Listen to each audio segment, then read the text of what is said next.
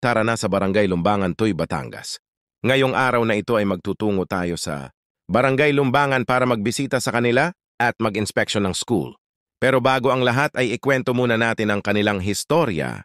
Ayon sa alamat, ang baryo ng Lumbangan ay mas matanda pa sa bayan ng Tuy. Nagmula ang pangalan nito sa isang puno ng lumbang. Weta ay isang baryo sa gawing kanluran ng bayan ng Tuy. Ito ay nasa pagitan ng Mataywanak, Talon, Luntal at mismong pinakabayan ng Tuy.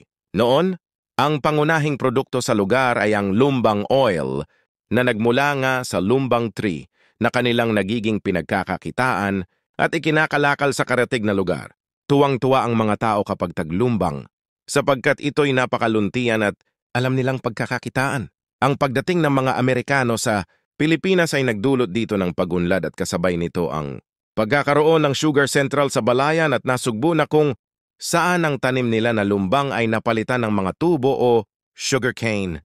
At ito na ang kanilang naging pangunahing produkto at kasabay din nito ang pagkaubos ng mga lumbang tree. Ang pamilya ng Andalajao, Ermita at Consigos ang kaunahang tumira sa lugar na ito.